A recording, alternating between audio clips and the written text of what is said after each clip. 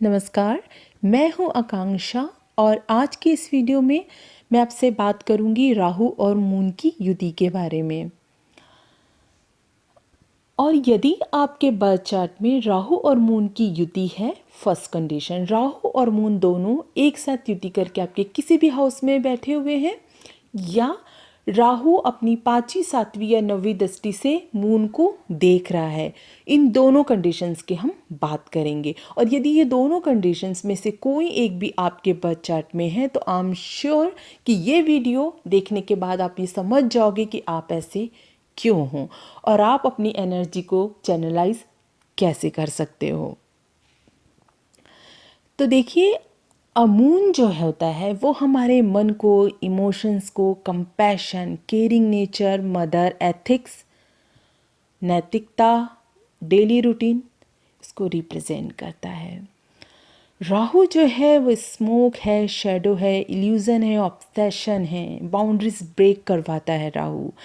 राहु के बिना intercaste marriage हो ही नहीं सकती।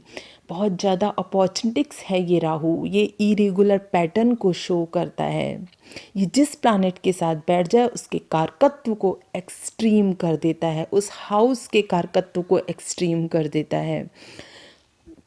अगर ये मून के साथ युति कर ले तो ये जो इमोशनल नीड है उसको बढ़ा देता है और अपने सोशल प्रिविलेज को या मटेरियल थिंग्स की प्राप्ति के लिए ये उस प्लैनेट के कारकत्व का पूरी तरीके से यूज़ करता है। राहु ऑब्सेशन देता है, पैशन देता है।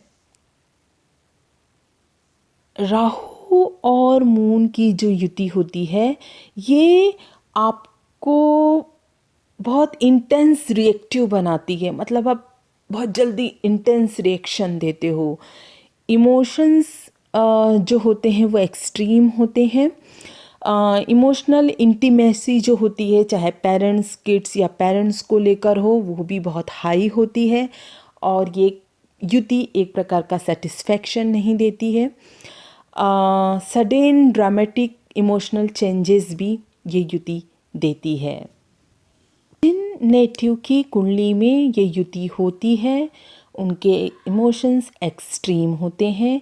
स्पेशली यदि अगर फीमेल है तो ये उनको ज़्यादा इफ़ेक्ट डालती है कंपेयर टू मेल। फीमेल जिनकी बर्थ चार्ट में राहु और मून की युति होती है वो बहुत ही मैग्नेटिक होती हैं।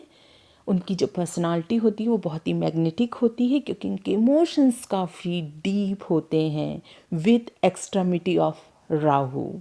ये युति जिस हाउस में भी बनती है उस हाउस से रिलेटेड ट्रेमेंडस डिज़ायर और पैशन देती है ये नेटिव को। देखिए, यदि अगर ये युति आपके फर्स्ट हाउस में है तो ये नेटिव को अपनी इमेज से रिलेटेड,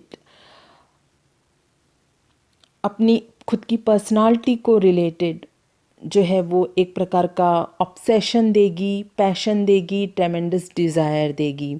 यदि ये युति सेकंड हाउस में बनती है तो ये हाउस को, फाइनेंस को लेकर जो है वो आपकी जो इमोशंस होते हैं वो काफ़ी एक्सट्रीम होते हैं। ये युति यदि थर्ड हाउस में हो तो ये ट्रैवल को लेकर ट्रेमेंडस डिज़ायर देगी। आप जो है वो एक्सप्रेशन को लेकर काफ़ी स्ट्रॉन्ग आपको इमोशंस देगी। फोर्थ हाउस में ये आपको अपनी मदर से रिलेटेड या फार्मिंग से रिलेटेड जो है वो ट्रेमेंडस डिज़ायर या जो आपके इमोशंस होते हैं अपनी मदर को लेकर वो बहुत ही एक्सट्रीम होते हैं। यदि ये युति आपके फिफ्थ हाउस में है तो ये स्पोर्ट को लेकर, किड्स को लेकर, एजुकेशन को लेकर, क्रिएटिविटी को लेकर आपको स्ट्रॉन्ग ऑब्सेशन या पैशन देगी। अगर सिक्स्थ हाउस में है तो सर्विस सेक्टर को लेकर, सेवन्थ हाउस में है तो पार्टनरशिप और मैरिज को लेकर। अगर ये युति एट्थ हाउस में है तो पैतृक संपत्ति, ऑकल्ट साइंस, गुप्त दान और भी एट्थ हाउस के जो कारकत्व हैं उन सब को लेकर ये आपको बहुत ही एक्सट्रीम डिज़ायर देती है। 9th हाउस में अगर ये युति है तो आप अपने रिलीजन को लेके काफ़ी इमोशनल रहेंगे, अपने धर्म को लेकर, ट्रैवल को लेकर। 10th हाउस में ये युति आपको वर्क प्लेस और आपको पावर से रिलेटेड स्ट्रॉन्ग डिज़ायर देती है। 11th हाउस में इनकम और फ्रेंड्स को लेकर, 12th हाउस में ये मोक्ष को लेकर या फॉरेन जाने के लिए या इमिग्रेशन को लेकर जो है वो काफ़ी स्ट्रॉन्ग डिज़ायर देती है।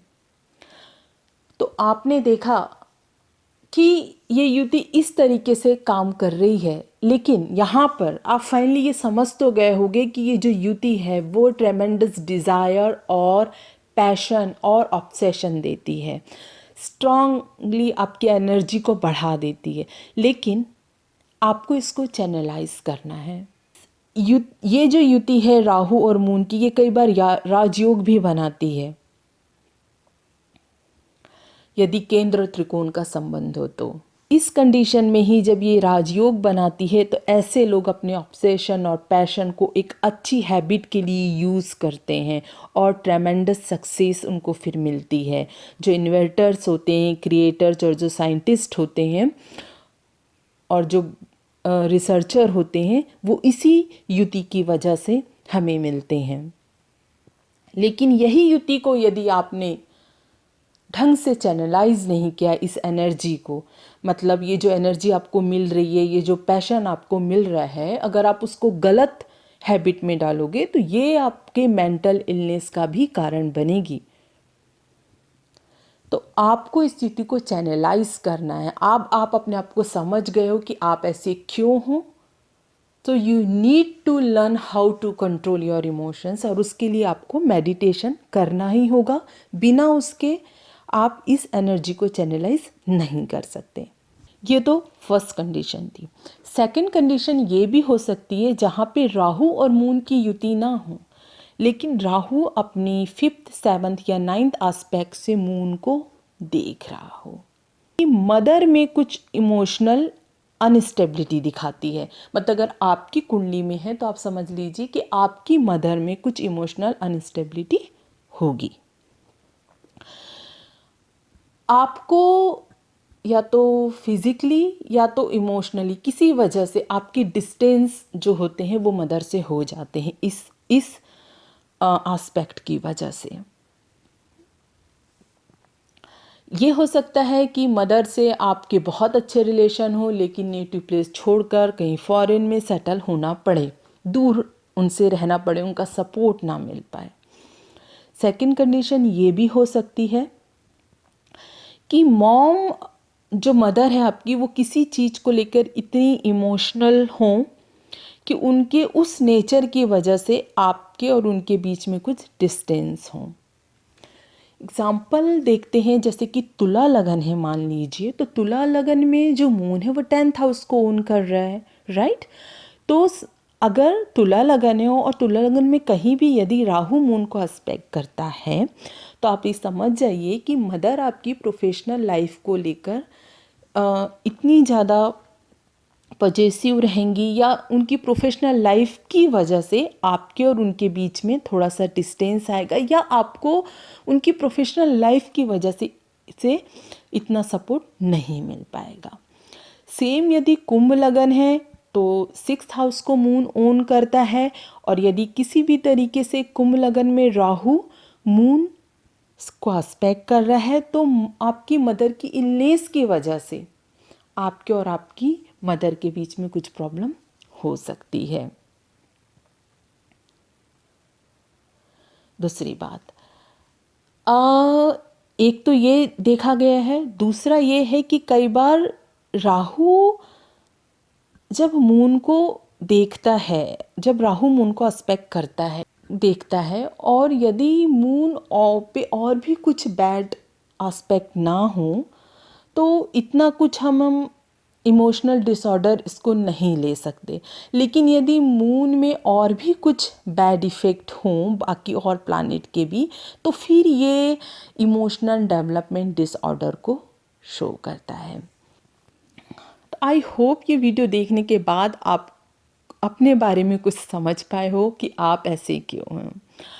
और एक बात और दोस्तों कि यदि आपको एस्ट्रोलॉजी या न्यूमरोलॉजी से रिलेटेड कुछ आर्टिकल्स पढ़ना पसंद है तो आप मेरे फेसबुक पेज को फॉलो कर सकते हो, उसका लिंक डिस्क्रिप्शन बॉक्स में है। और मेरे साथ जुड़े रहने के लिए, ये वीडियो देखने के लिए आपको प्रेम पूर्वक धन्यवाद। जय श्री राम।